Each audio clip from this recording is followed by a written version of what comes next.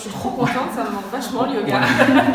On fera quelques équilibres. Ouais, y a pas de souci. En tous les cas, l'idée c'est de se mettre, par la posture, c'est de se mettre en sensibilité à l'écoute. En fait, on fait une figure, mais on parle de posture quand justement on arrive à allier l'effort physique comme support de concentration. Voilà, c'est ce qu'on voit. Ensuite, vous poussez sur le pied droit, vous revenez au centre.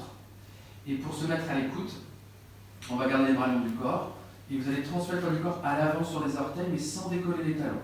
Donc on va se mettre en léger des équilibres, vraiment aller au ralenti.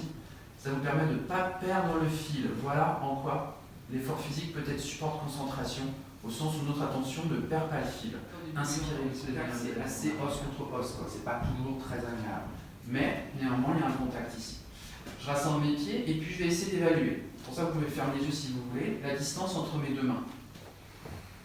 Et on va constater. Ensemble, vous allez inspirer. Moi, quand vous inspirez, vous sentez que je t'avais pas vu, t'as des points noirs. À l'époque, quand j'étais arrivé, il n'y avait que des bureaux.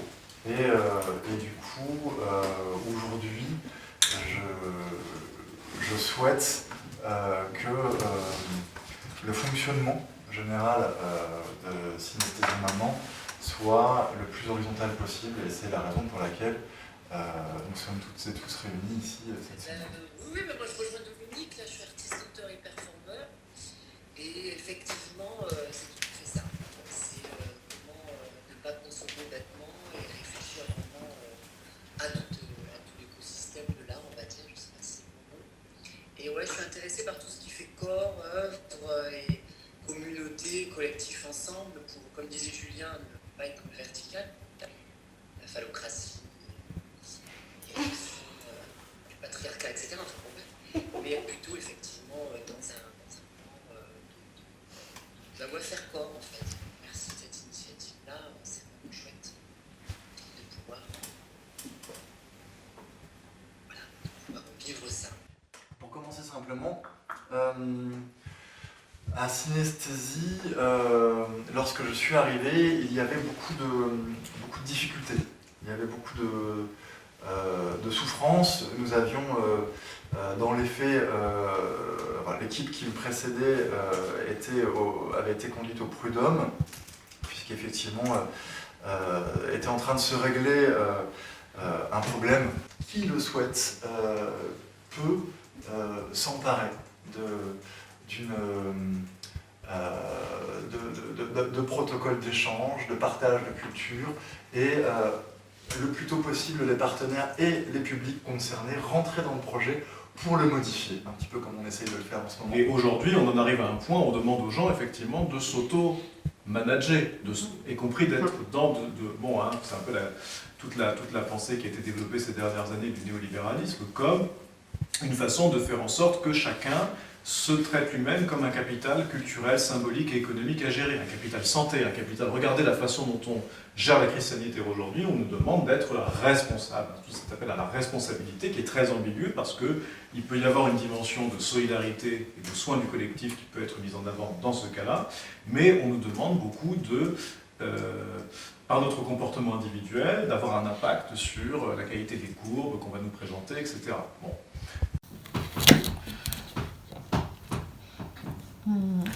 Je connaissais une fille qui était dans un cours, je crois que c'était HEC, dans un cours parce qu'ils ont quand même des cours de culture générale, de sciences humaines, de philo, un peu. Et puis il y a un étudiant qui n'écoutait pas grand-chose, et donc le prof dit « ça vous intéresse pas, vous n'avez pas demandé ce que vous faites là ?» Et l'étudiant répond spontanément « si, pour faire du pognon. » Genre, Au moins c'est clair, tu vois, c'est pas... Tout à fait. Je pense.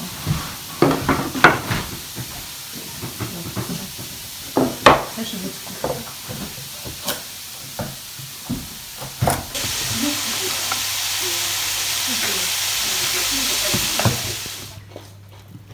Des pinards, c'est ça, non? Ah, merci. Écoute, ça m'a pas pris très longtemps. Oui, bon, Ça, c'est une petite remarque un peu. Si on a mis un peu de temps. Avant même d'horizontaliser, de toute façon, il y a un temps à prendre, je pense, de réflexion sur qu'est-ce qu'on fout là. Comme je sais que je fais de l'art, je sais pas, ça me donne une espèce de consistance comme ça, et le fait d'être là, je représente à peu près ce que je fais dans le reste du monde. Moi, j'ai quand même une curiosité un peu d'entendre des termes que j'ai jamais entendu prononcer parce que j'avais l'impression que ça ne m'appartenait pas. Donc en fait, ça m'appartient. Je veux dire, donc ça devrait m'appartenir d'une certaine manière. Donc là, il y a un peu cette ouverture-là que je trouve intéressante. Aujourd'hui, on vit depuis ce matin l'ouverture d'une énorme étape de transition. Et je suis, même si j'ai plein d'envie, plein de désirs, même si je pourrais me dire « Ah, une fois que ça sera vachement mieux, eh ben, peut-être je pourrais rester », certainement pas. Ce qui m'intéresse, c'est justement de quitter le corps du Léviathan.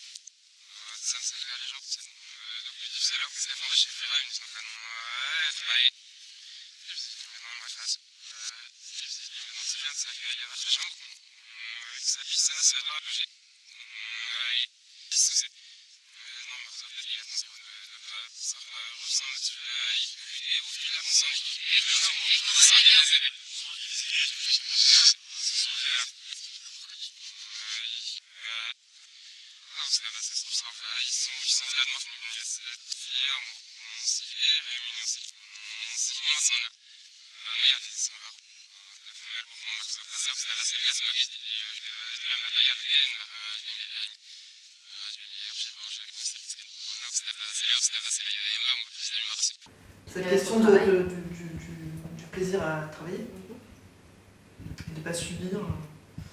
Et du coup, je me dis que si les gens sont heureux et ont plaisir à venir travailler dans le centre d'art, peut-être qu'à un endroit, ça va faire un peu mystiquement comme ça du meilleur art. Voilà. Alors, une autre manière de formuler, à mon avis, la question du séminaire, c'est que peut-on espérer du monde artistique et du monde associatif et du monde culturel associatif, quand ils se rencontrent, dans les progrès qu'on peut envisager dans notre rapport au travail. Voilà. Et donc à l'environnement. Voilà. J'y reviendrai sur ce point-là. Après, une manière de reformuler, je disais que c'est un combat de titans là, qu'on est en train de faire. Le combat de titans, je peux le nommer comme ça, et c'est pareil, je pourrais développer. C'est comment est-ce que s'affronte la sphère de la non-lucrativité versus l'extension du domaine du marché. Et comment ce qu'on est en train de faire, en fait, fait partie de ce combat-là. Voilà. Alors, je pourrais revenir aussi sur comment est-ce que penser ces questions dans le contexte actuel est particulièrement difficile pour vous, association culturelle.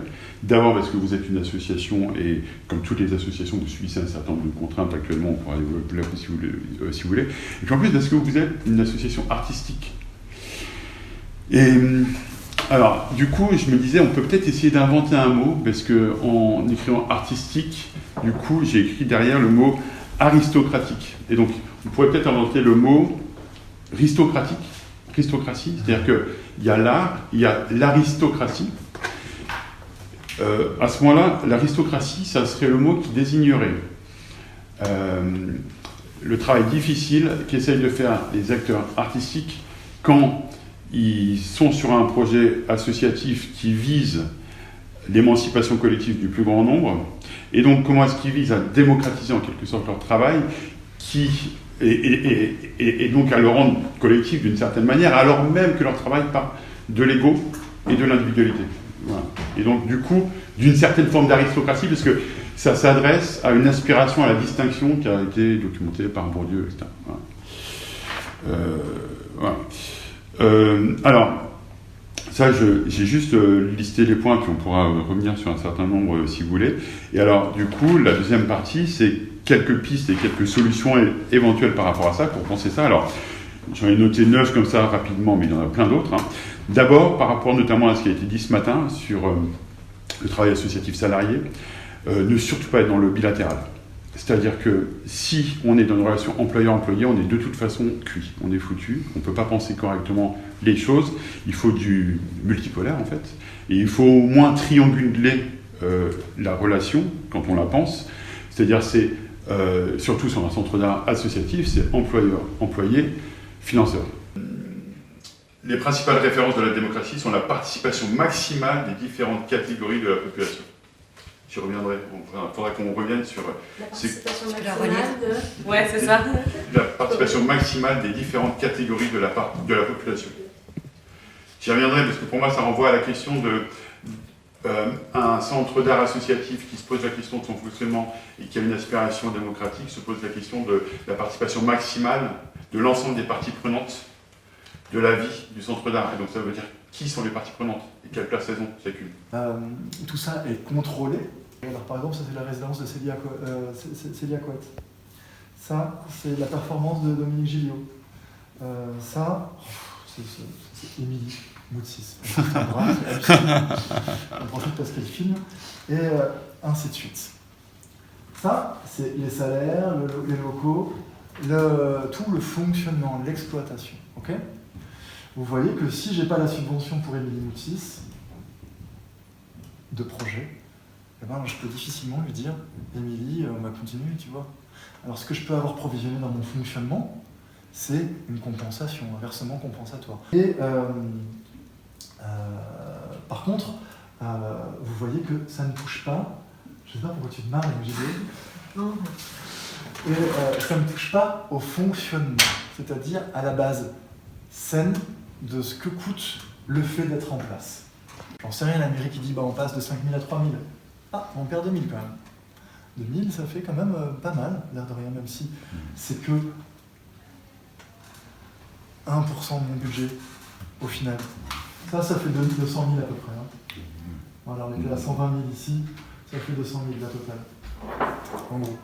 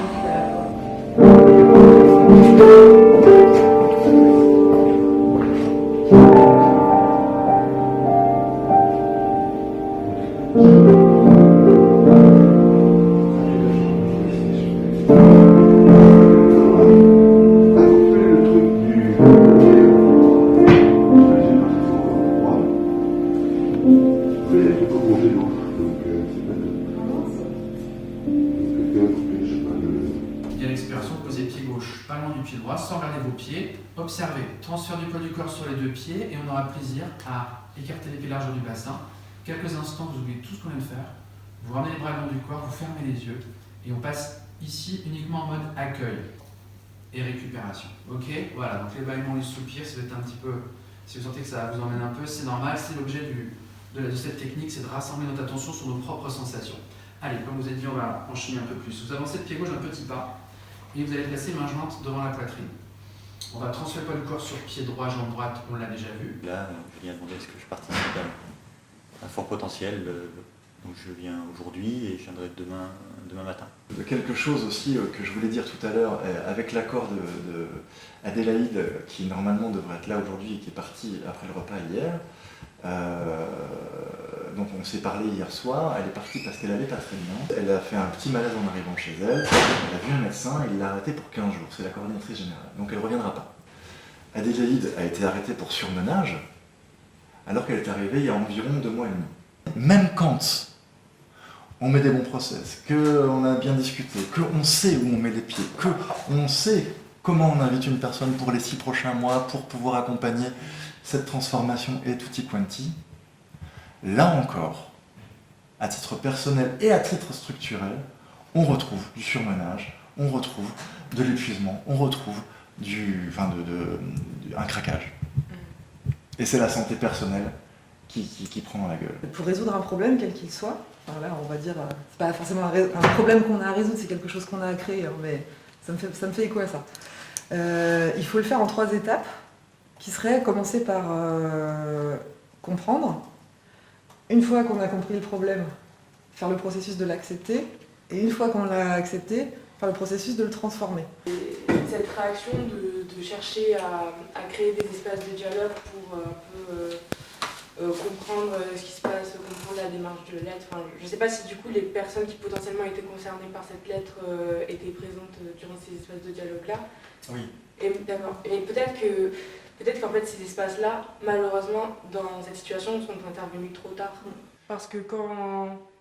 Après, je sais pas, mais peut-être que justement une ambiance un peu confortable, un peu sympa, familiale, on est peu nombreux, ça peut aussi créer parfois des dynamiques qui peuvent être... On a l'impression que c'est ok. Oui, c'est ça, c'est que pour certains les choses sont totalement ok. Moi, je compte pas mes heures parce que c'est mon projet en fait. Donc j'ai jamais compté mes heures parce que sinon on s'en sort pas. Les artistes. Mais donc du coup, il y a un truc de l'intéressement, enfin j'ai envie de dire la rémunération, qui est un truc qui est pas, enfin en tout cas pour synesthésie, j'ai l'impression que le maximum est fait pour que le budget soit le plus conséquent possible et de toute façon il sera fini. Donc et c'est horrible ce que je vais dire, mais parce qu'en fait on est dans une situation plus globale inscrite dans des schémas de contraintes budgétaires, en fait, parce que c'est le monde dans lequel on vit. Donc comment on fait en fait avec ça? Pour faire exister un endroit qui soit quand même, dont on essaie de faire un endroit un peu, j'ai pas envie de dire idéal, parce que ça n'existe pas, mais en tout cas qui tendrait vers un truc qui fonctionnerait le mieux possible. Comment faire le mieux avec ce qu'on a. Donc c'est se sentir bien dans le travail dans lequel on est. Clairement, l'endroit de valorisation, il peut aussi... je sais pas, c'est peut-être laisser l'équipe à un moment faire son expo, j'en sais rien, je dis des trucs très naïfs. Hein, mais aussi, on y a on peut moins s'appuyer dessus sur une carrière. Il faut aussi parler de cette idée de carrière, hein, je pense, parce que il y a eu une ambition de carrière quand on est directeur de certaines associations. Certains, c'est juste pour porter son projet de spectacle, de compagnie. Mais là, il y a peut-être des idées de structure pour pouvoir ensuite faire quelque chose d'autre derrière, etc. Et même les personnes qui rentrent en tant que service civique, voilà, on peut en parler, mais c'est un vrai problème pour moi, l'emploi des services civiques tel qu'il est souvent fait. Il y a aussi une envie ensuite d'avoir peut-être un CD, de faire quelque chose, j'en sais rien. Tu gères ton temps de travail, si ça te convient, bien évidemment. Ça a toujours convenu à tout le monde. Et je ne serai pas en regard de ça. Par contre, effectivement, il faut que le travail soit fait, et tu le connais, et quelles sont tes missions. Est-ce que les employés ont été dignes de cette confiance volontaire? Alors, je ne vais pas me prononcer sur le terme de dignité. Un vendredi. On s'est raté. C'est pas facile, hein, alors. Salut Caroline. C'est pas le couteau idéal, je pense. Je fais un slow motion. C'est mieux.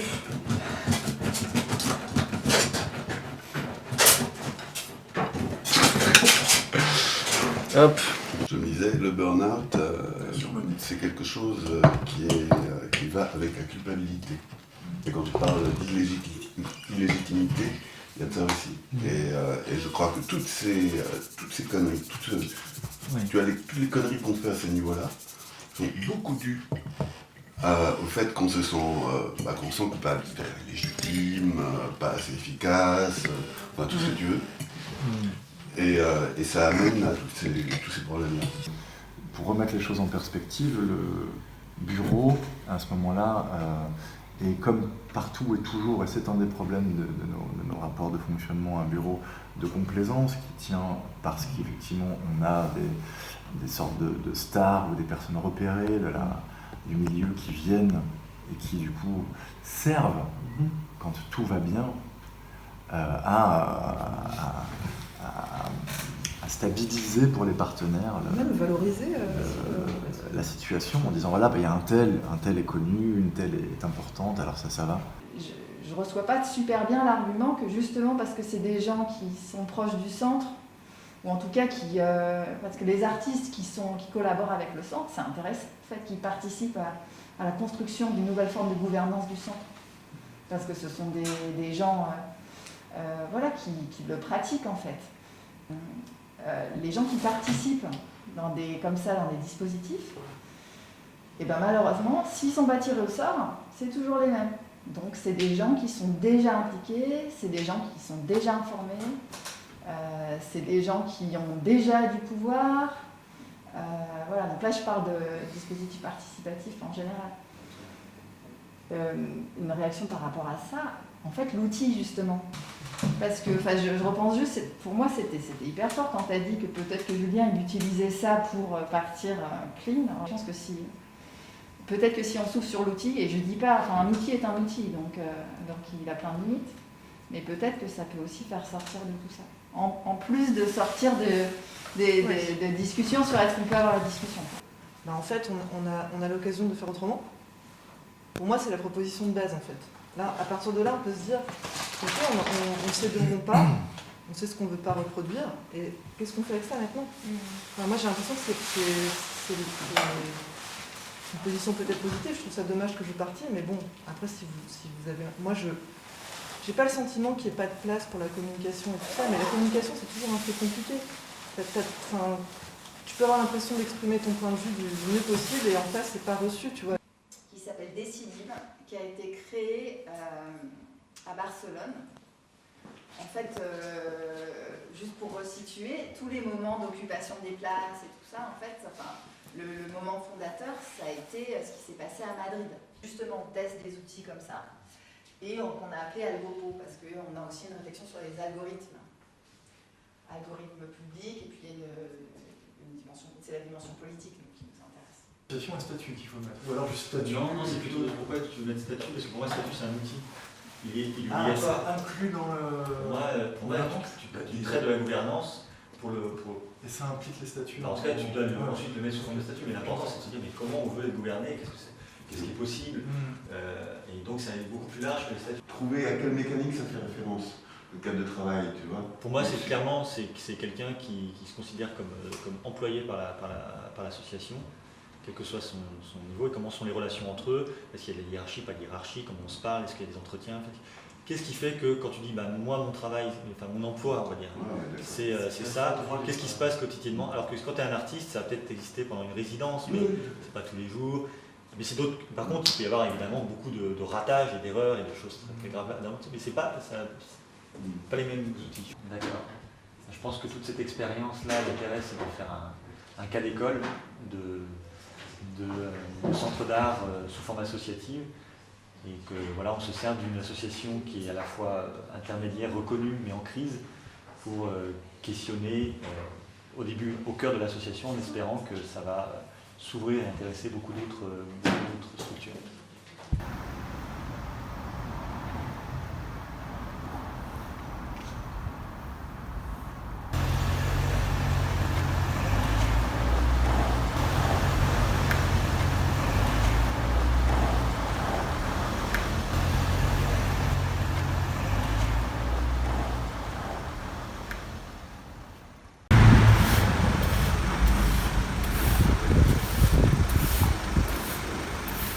Mais comme il y a des mains juste devant, il est peu probable que vous ayez tout net. Si c'est le cas, prévenez-moi, je serais curieux de savoir, de connaître votre acuité visuelle. Mais personnellement, là, je dois faire, il y a du flou, il y a de la profondeur de champ, des zones nettes, des zones floues. Et pour avoir cet équilibre centre-périphérie, peut-être qu'il faut que je passe par cet effort physique. En tous les cas, c'est ce qu'on propose dans le Hatha Yoga. Ça a ses limites d'être un consommateur qui ne se pose pas de questions et d'arriver dans les centres d'art en juste prenant ce qu'on nous donne, et puis après on s'en va. Et il y a nettement la souffrance au travail, et moi j'ai envie de comprendre d'où ça peut venir, et éventuellement participer, tout en disant peut-être que ça va aussi me bénéficier, parce que je pense que je travaillerai peut-être mieux dans des endroits où les gens travaillent bien de base. De partage, de sentiment et d'exercice de ce sentiment d'égalité entre les personnes au sein de l'expérience artistique, esthétique qui représente a priori le monde dans lequel on vit, notre société, ainsi de suite, et donc de voir comment est-ce que l'un peut influencer l'autre ou inversement. D'artistes femmes issues du tiers-monde, c'était le titre de l'exposition. Et en fait, ça intervenait à un moment où les personnes racisées, femmes racisées aux États-Unis, et principalement à New York, avaient très peu de visibilité sur la scène artistique et subissaient, comme on le sait, plusieurs formes d'oppression au sein même du mouvement féministe, en fait, qui ne reconnaissait pas en fait, sa propre invisibilisation de l'exposition. Et sur ces questions d'abus, je trouvais ça assez intéressant parce que j'ai l'impression en fait que c'est quelque chose qu'on nous dit en permanence, qu'il y a des abus dans notre secteur, mais c'est comme si on disait aussi qu'il fallait s'y habituer. J'ai fait un stage, c'est un simple exemple pourquoi en fait je suis très contente d'être ici et de parler de l'abus précisément parce qu'en fait lors de cet stage on voulait me faire en fait une machine de guerre en fait, c'était avec un artiste qui a pris un peu cette dynamique de production de l'art et même si c'était quelque chose, c'était quelque chose de très enrichissant, j'ai décidé d'arrêter cet stage parce qu'en fait je ne pouvais plus supporter un peu cette pression d'être vraiment une machine de guerre. Des deux côtés de la barrière à cette question de la souffrance au travail, à la fois en ayant tout à fait conscience de l'imposer, enfin en tout cas de la générer, et puis en même temps en la souffrant. Et je trouve que le secteur culturel, et peut-être le secteur associatif plus largement, mais moi je connais vraiment qu'un secteur culturel, il y a une vraie dichotomie, ou en tout cas une vraie problématique, je reprends ce que disait Dominique, entre ce qui peut être affiché, que ce soit des valeurs, des propos, des envies, des projets, et des fonctionnements.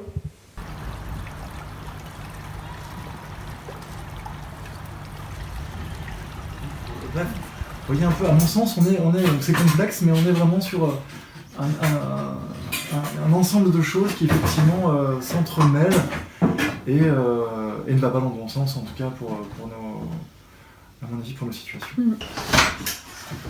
Je viens de vous proposer la chose suivante, en partageant une sorte de petit rétro-planning sur la question du mois de décembre. Le 15 décembre, je dois envoyer au département la demande de financement du fonctionnement pour une nouvelle convention. Préfigurer et commencer à mettre en œuvre à l'intérieur de cet outil-là. Est-ce que vous avez des questions à cet endroit-là et qu'est-ce que vous pensez est-ce que vous continuez dans ce sens-là? Tout est configurable, le type de vote, est-ce qu'on peut pouvoir voter contre ou pas? Parce qu'on a identifié ça comme gros pilier avec des problématiques qui reviennent tout le temps. Et qu'on pouvait un peu les séparer, évidemment elles sont reliées à un moment donné, elles se retouchent, mais on pouvait au moins identifier des problèmes qui étaient partagés, que plusieurs personnes avaient vécu dans différentes associations, la direction, tout ce qui est employé. Est-ce que je peux me permettre, excuse-moi Thomas, justement, est-ce que c'est clair? Avant qu'on vous dise oui, de quoi il s'agit, peut-être vous pouvez le dire, est-ce que vous percevez ce qu'on a voulu faire hier? Quel est l'usage à un niveau supérieur, hiérarchiquement parlant, et comment le CA peut se saisir de façon à agir en retour, en fait. C'est-à-dire que s'il y a une situation d'abus, qu'on est hors cadre par rapport à la charte équité, quel est l'usage? Moi, je me pose beaucoup cette question parce que, effectivement, ça ramène, on parle tout le temps. Elle dit les protocoles, c'est génial, mais en fait, tout est toujours compliqué pour appliquer les protocoles. Parce que le CA, il a tellement d'urgence à traiter que très souvent, tout ce qui est de l'ordre humain, et encore une fois, je vais parler uniquement du point de vue de l'abus, parce que c'est le sujet avec lequel je viens aujourd'hui, mais où tout est un peu passé au second plan, parce que voilà, on se dit, c'est un truc sur lequel on travaille. J'ai rien cassé. Pour moi, c'est un problème structurel, quoi. Vraiment, les CA, ils devraient être composés beaucoup plus largement et être beaucoup plus représentatifs de la structure, quoi, de ce qu'elle est. Il peut y avoir des stars de vitrine qui en a d'accord, mais pas que ça. Pas que ça. Voilà, c'est-à-dire que pour mon cas, synesthésie, quand je suis arrivé, donc 2 personnes, la présidente et la trésorière qui m'ont recruté, m'ont dit à peu près dans ce geste-là, avec lequel dans la main, tiens, on a assez soupé, démerde-toi, fais-toi ton CA, invite qui tu veux, on a confiance, ciao, bisous. Ouais. généralisé dans le secteur de l'art contemporain. Et du coup là, c'est un peu ce qu'on essaie de faire là, je veux dire, c'est de réinventer une nouvelle façon de faire ce centre d'art, et c'est peut-être ça qui va donner envie aux gens de prendre la suite. Là, on est à la fois sur des questions d'une forme de trauma, tu vois, un truc qui s'est passé, qui s'est répété, la maladie, alors tu peux parler de trauma, de contagion, voilà. Mais il y a aussi une question du modèle. Enfin, et le modèle, il est beaucoup plus fort que c'est ce qui nous entoure. C'est ce dont on a parlé ce matin, qui n'est pas évoqué, c'est la façon dont est produite la culture. Non, je trouve que c'est intéressant, mais peut-être qu'il y a des... Enfin, vu qu'il y a une récurrence dans les schémas qui se sont déjà passés, nocifs et tout ça, il y a peut-être ce qu'on appelle en anglais des trigger warnings, genre des espèces de balises qu'on met en fait dans le schéma pour montrer qu'en fait, à partir du moment où on commence à entrevoir qu'une situation se reproduit sur ce qui a été fait avant, on y coupe court tout de suite, on trouve un dispositif qui est adapté tout de suite à celui-ci, et du coup ça permettrait d'envisager la chose de manière très contextuelle, dans une temporalité très proche et très localisée à certains endroits, et d'éviter que après le problème en fait se propage, se diffuse comme un virus, de couper directement la tête pour éviter qu'après ça prolifère. Ça permettrait en fait une diffusion et une propagation de ce problème à différents pôles et d'essayer de trouver une solution ensemble. Donc je pense que c'est une bonne idée, après avoir, comme je dis, dans la symbolique et dans la représentation de cette personne-là, qu'elle soit bien identifiée pour tout le monde et qu'elle puisse bien communiquer de la bonne manière vis-à-vis des deux. Ça voudrait dire qu'il y a des protocoles pour s'adresser à ces personnes-là en tant que fonction, qui sont des bénévoles, et ça voudrait dire qu'effectivement ils sont identifiés dans des statuts, donc c'est gravé dans le marbre, et que lorsqu'on rentre dans le CA, on prend une place vacante où on rentre pour ça. Donc on ne rentre pas dans le CA, on rentre parce qu'en fait on a identifié qu'il y avait cette place-là et que ça nous intéresse. C'est pas mal aussi parce que ça nécessite, tu vois, que cette personne s'engage vraiment sur ces sujets. Parce que très souvent, les membres du CA, ils sont un peu... voilà, on sait quoi.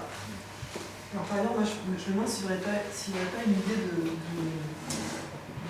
coopérative à créer entre plusieurs centres d'art qui auraient par exemple la même taille. Attends, je vais tomber de ma chaise. Faut que j'arrête tout de suite. Non, j'adore l'idée. Je m'attendais tellement pas à ça. Alors j'ai comme on parlait de virus et de maladies un peu, je suppose que ce n'est pas le seul centre d'art qui est soumis à ce genre de problématique. Et du coup, je me dis, si d'autres centres d'art... En fait, ça rejoint l'idée du Décidine. C'est juste d'élargir un peu le problème, du coup d'en faire un problème plus commun, et qu'on essaie de résoudre ensemble. Il y a peut-être un centre d'art qui aura trouvé une solution sur un problème que le centre d'art numéro 2 patine parce que, je sais pas, ils n'ont pas trouvé de chemin. Et du coup, essayer de mettre en commun... ça rejoint ça, en fait. C'est juste que c'est plus pratique, c'est plus... Alors, en Inde, moi je trouve ça génial.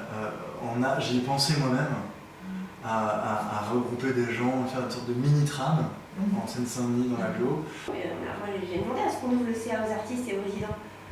Mais il y avait une peur de prise de pouvoir. Quelle est la solution? J'ai essayé plein de choses. Qu'est-ce qu'on peut envisager? Comment faire une maison en bois naturelle et non polluante à partir d'une dalle de béton et de murs en moellon, quoi.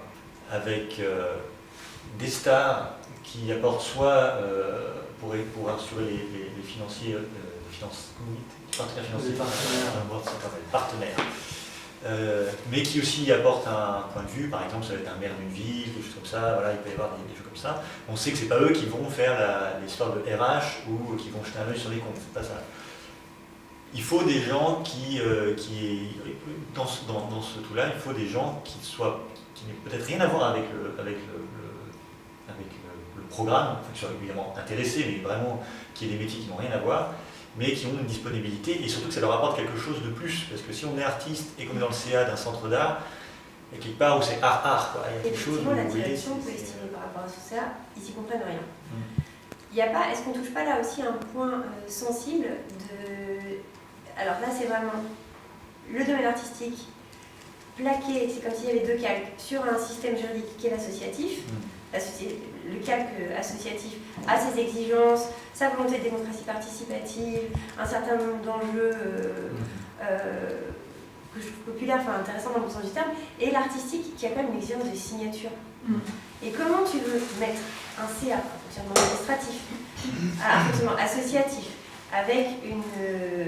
on l'a pris parce que c'est le cadre le plus simple et le plus léger, tout simplement. Mais je veux dire, il n'est jamais respecté à la lettre. Et la question de la signature, moi, ça fait quelques temps que je me la pose et je la trouve fondamentale dans ces métiers-là. Et du coup, est-ce que, finalement, est-ce que la question associative, est-ce qu'elle est juste pour ces projets-là? Peut-être pas. Peut-être qu'on devrait monter une SARL avec des actionnaires. Enfin, mais si, je fais un truc très extrême.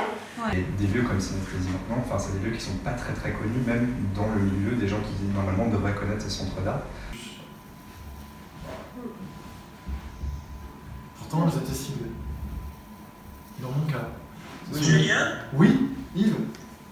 Je ne sais pas si je peux juste interrompre un petit moment. Bien sûr, si, au contraire.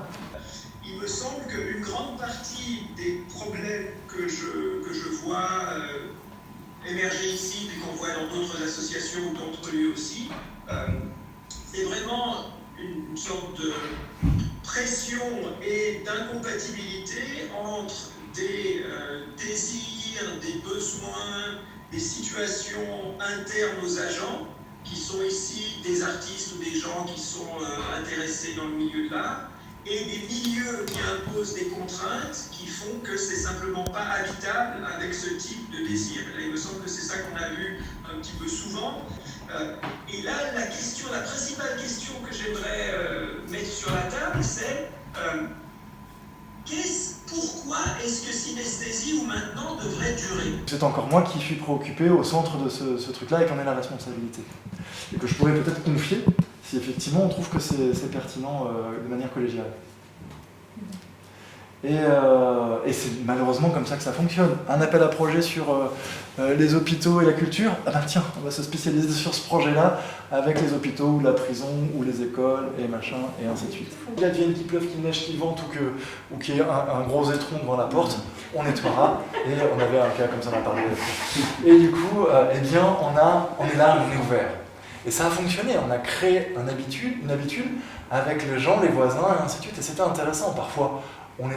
C'est arrivé, trois personnes du public seulement, mes frères et sœurs, et j'exagère, pourquoi pas, et parfois, on savait plus, on n'avait pas prévu qu'il y ait autant de monde en fait, et il y avait les voisins qui étaient venus, qui disaient « Ah mais alors c'est quoi ce bordel ?» Est-ce que c'est pas là une solution pour, effectivement, c'est le mot substantiel que je remets là sur la table, à partir de la résidence, créer ces événements et les sculpter en allant encore plus loin que ce que j'avais un peu mis en place, c'est-à-dire vraiment en partant du principe que les artistes en résidence sont associés à une série d'événements. Moi j'en parle en tant qu'étudiant et tout ça, c'est quelque chose qui occupe une place hyper importante dans nos débats sur comment on se positionne dans la société et qu'est-ce qu'on offre et pour quel public. Je pense que c'est un enjeu central et que ça doit être en fait au cœur même du projet d'un lieu. Ils proposer quelque chose, s'ils ne veulent pas, comme ça ce sera réglé. Vous trouverez soit de moyens, soit ça se termine et puis il y a d'autres choses qui se passent dans la vie. Et peut-être c'est un retour, peut-être c'est une déclaration, on revient à un truc punk dans les lisières, dans les marges, mais vous voyez, c'est ce moment où on gagne, on monte le projet, au bout d'un moment on écoute, vous faites bouffer aussi par un jeu de cours, quoi. Là, c'est comme si tout le monde était à la cour du Roi Soleil, qui est l'argent public quelque part, ou le financement, et je crois que c'est délétère à mon avis. Et c'est vrai, c'est un vrai problème, c'est une des raisons pour laquelle j'arrête. À un moment donné, j'en ai marre d'être incohérent. Non. Ah là là. Est-ce que t'as pas le vin? D'habitude, tu vois pas. Bon à la vôtre les amis, merci pour cette belle journée. Oui, c'était une belle journée. Merci pour votre participation. Merci.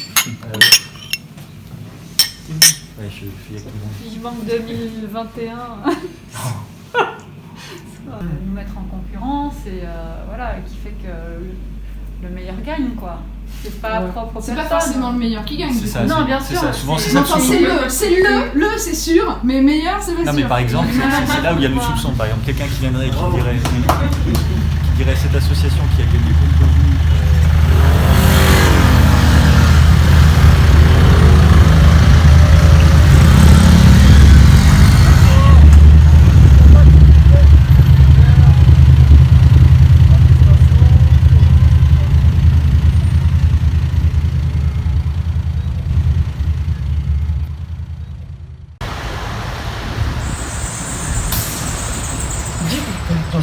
Qu'on va être là pour les accompagner. Je sais bien que l'argent, pour un artiste, ça n'est pas tout. Et que c'est une souffrance incroyable de ne pas pouvoir chanter en public, de ne pas pouvoir... Surtout que tout le monde s'était préparé à retrouver la scène. Mais attendez, et à rouvrir les salles de cinéma. Mon agenda était rempli de spectacles pour aller soutenir tous ces artistes. Vous allez voir, au début, parfois c'est sensible. Bonjour, moi je m'appelle Aloïs Bernol, je suis professeur de yoga. Et Julien m'a invité en fait pour démarrer les journées par une petite pratique collective. Où effectivement on puisse imaginer le bonheur au travail.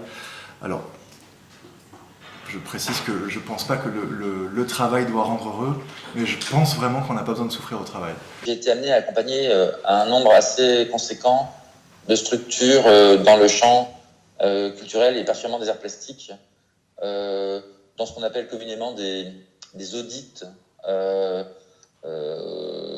ou des dispositifs d'accompagnement.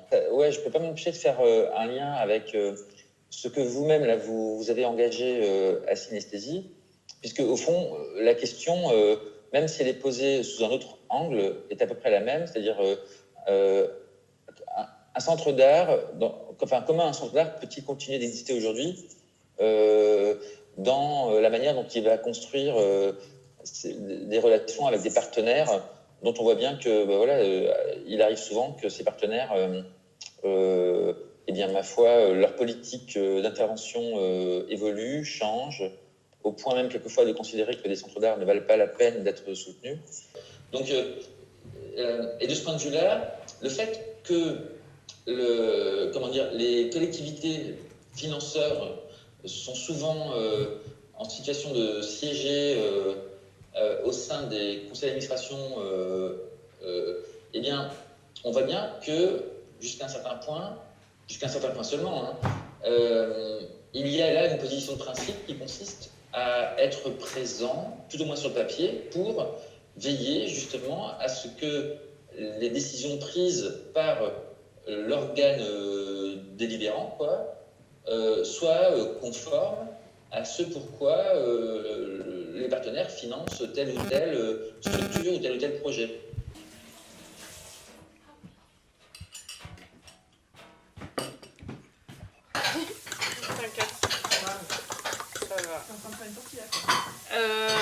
Une omelette aux pommes de terre. Parce que le tortilla, c'est encore un autre art. Et puis même celle-là. Ou alors peut-être à la place du pain, je sais pas ce que t'en penses, moi c'est pas très chaud mais bon ça peut quand même abîmer la table. On dirait une nature morte. De quoi? Ça? Tout ça? Ça.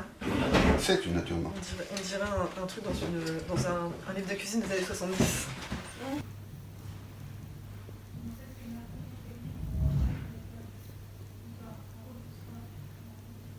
C'est-à-dire, dire artiste c'est un métier, c'est qu'à un moment tu dis, il y a les artistes et il y a les autres. Et pour moi, l'intérêt que j'ai à faire ce lieu-là, c'est que, et à dire que le projet artistique du lieu, c'est le lieu lui-même, c'est de dire, non, ce lieu, il est constitué par tout le monde. Et donc tout le monde vient faire preuve de ses capacités artistiques, en montant un atelier cuisine, en passant un coup de balai. Après, moi, je ne suis pas d'accord, c'est plus un détail sémantique, je ne suis pas d'accord sur cette utilisation du mot artiste, parce que ça scinde complètement, et ça dit, toi, t'es pas artiste et moi, je suis artiste. Le temps est trop court, je sais pas, en tout cas, le temps, le facteur temps, l'importance que prennent les débats, l'émotion et la nécessité de poser des mots ne sont pas corrélés. Je sais pas si le temps est trop court, peut-être sur un autre sujet, tu vois, tu mets trop de temps, ou j'en sais, en tout cas là, ou avec d'autres personnes peut-être simplement. En fait, hier, il s'est passé un truc où vraiment il y a eu des échanges d'idées, et même si, bon, après moi je fais de la performance, donc j'ai pas forcément en tête de produire des objets, ça me suffit de produire des idées. On partage des impressions, on dit ah, c'est peut-être un peu ça, mais à un moment, en fait, il y a un stade où on retombe dans la verticalité parce que pour l'instant elle est encore en place, mais du coup je pense qu'il va falloir trancher et ce ne sera pas à nous de le faire. Oui, mais juste par rapport à ça, c'est ça aussi qui est important de se dire par rapport à la verticalité et la horizontalité, je pense que c'est indispensable d'avoir un moteur. Moi je cherche en fait quelqu'un qui puisse reprendre la place parce que j'ai envie de partir aussi. C'était ça ma prochaine question, c'était pour savoir. Donc j'ai pas du tout ni d'ambition de projet, ni de choses comme ça, et quand on parle de Decidim, du projet de plateforme et tout, je dis ah tiens, je pense pas qu'ils allaient arriver à quelque chose d'aussi abouti que ça, parce que ça me semble très généreux, ça me semble de remettre les choses à une visibilité large. Je me dis c'est ce qu'on avait de mieux à faire là-dessus. Donc. Peut-être que cette plateforme Decidim, peut-être c'est ça le synesthésie de demain. Là, je pense qu'on est dans un problème depuis... enfin, moi j'ai assisté à la journée d'avant-hier, Morgane m'a raconté un peu celle d'hier, je suis dans celle d'aujourd'hui, je me sens toujours dans un problème de méthodologie et de cadre. Et ce cadre, c'est aussi l'octroi de cette légitimité a priori. C'est pour ça que je voulais aussi que le problème, par exemple, j'avais proposé avant-hier, que le problème soit énoncé tous les jours.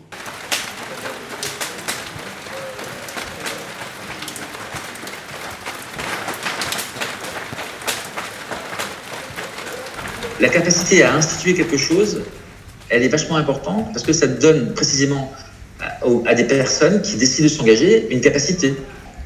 La question de savoir si un certain nombre d'institutions méritent d'exister, cette question-là mérite d'être posée. Parce que beaucoup de structures, beaucoup de centres d'art en l'occurrence, ont adopté sans vraiment se poser de questions la forme associative, parce qu'on peut considérer que Synesthésie c'est un centre d'art de taille relativement modeste, quoi. Si dans ces petits lieux on ne s'engage pas dans ce travail, c'est évident que dans les grandes structures, ils ne le feront pas parce qu'ils n'ont pas intérêt à le faire, quoi, au sens où la manière dont ça fonctionne leur va bien, jusqu'à un certain point. De reconnaître que le fonctionnement jusqu'à présent présentait des limites et que précisément, peut-être que de repenser la gouvernance permettrait d'améliorer je sais pas, le fonctionnement futur. Et donc ça, tu peux le laisser comme une proposition dont les suivants pourraient se saisir, quoi. On croirait qu'il fait presque beau et qu'il y a un coucher de soleil un peu canadien derrière moi, mais en fait non, il pleut. Écoutez, mon objectif, il est simple et il a été évoqué en creux et en plein à plein de moments cette semaine. Et là, je l'ai réécrit du coup. Je vais vous le dire. Mon objectif est de mettre en œuvre une réflexion appliquée sur les modes de gouvernance et de représentation au sein de Synesthésie Maintenant, en tant qu'association porteuse d'un centre d'art contemporain. C'est moche, mais c'est son nom juridique. Les honoraires, il n'y a que des gens libéraux, les professions libérales qui font des honoraires, c'est-à-dire qui sont donc libéralisés, les experts comptables, les commissaires aux comptes, les avocats, les infirmières, les infirmiers, tout ce monde-là, qui ont des professions libérales. Et que plutôt que, alors j'y arrive après, on fasse ça à côté qui viennent croiser les choses, on faisait émettre des résidences, c'est la même chose, mais en fait, c'est un peu comme le chemin, l'allégorie du chemin de Damas. Je vais à Damas, mais je n'y vais plus pour la même raison. Je fais effectivement des ateliers, un centre d'art virtuel, des festivals, des événements de musique expérimentale, mais qui viendraient du coup des résidences avec des artistes associés au fonctionnement pendant un an, plutôt que qui serait construit à partir de la programmation et tout ce qui... j'ai vu, mais juste je vous dis ça, ce qui accroîtrait cette notion d'équipe artistique. Cette petite marge, elle permet de lancer un projet, de payer les gens pour le montage du projet, c'est quand même important parce que c'est du travail, ou d'avoir des petites compensations quand le projet ne se fait pas. Enfin, s'ils sont payés pour le montage du projet, quelque part c'est déjà la compensation. Quasiment toutes les collectivités, régions, conseils régionaux ont adopté ce principe. C'est-à-dire que pour pouvoir obtenir, je sais pas, par exemple, 30 000 balles, il faut que le budget global de chaque projet soutenu soit de au moins, par exemple, je sais pas, 80 000. Co-direction, je l'ai bien noté comme ça, co-direction duo curatorial. Ça veut dire qu'en fait, il sera, si on part sur cette hypothèse-là, explicité clairement dans l'annonce de la candidature l'ensemble des tâches. C'est-à-dire que ce n'est pas une surprise. Moi, quand j'ai répondu à l'annonce pour Synesthésie, à l'époque Synesthésie, il était clair que c'était une direction générale, c'est pas dit comme ça à cette échelle-là, mais c'est-à-dire que je recevais tout. Administratif, donc c'était dans l'ordre juridique, administratif, budgétaire et artistique. Et je m'étais dit, ben tiens, artistique ça arrive en dernier. Mais c'était clair. C'était clair. Alors à l'époque, je n'avais pas pris la mesure. C'est ça, c'est parce que l'envie, la motivation... Or, on sait bien que la disparition d'un centre d'art, la disparition d'un lieu de culture, que ce soit spectacle ou art plastique, c'est toujours une défaite pour beaucoup, quoi. Précisément, je pense que le moment que vous avez choisi pour engager cette réflexion, il fait écho à la situation générale d'une manière assez singulière, parce que c'est pas possible d'imaginer qu'effectivement les centres d'art auraient à travailler sur la base de l'exploitation des gens qui y travaillent, c'est pas possible. Et là, je suis entièrement d'accord avec toi, Émilie. Faire en sorte que les lieux ne puissent exister qu'en considération du surinvestissement des personnes qui s'y engagent, c'est insupportable. Exactement. Ouais. Si ça marche pas, si ça rentre pas, si le triangle ne rentre pas dans le carré, il faut peut-être se rendre à l'évidence. Ah oui. Mais c'est pas à moi tout seul de redire ça à des partenaires. C'est à un moment donné de soumettre ça à des gens qui, de leurs expertises, de leurs expériences, de leur fraîcheur ou de leur faculté, disent en fait, ouais, il y a un problème. Ça se mord la queue en permanence. À cette échelle-là, la structure, c'est-à-dire qu'en fait, ce que j'ai identifié il y a quelques années en disant attention, les structures intermédiaires, ça va se péter la gueule, ça va sombrer, et ben on en est là aujourd'hui.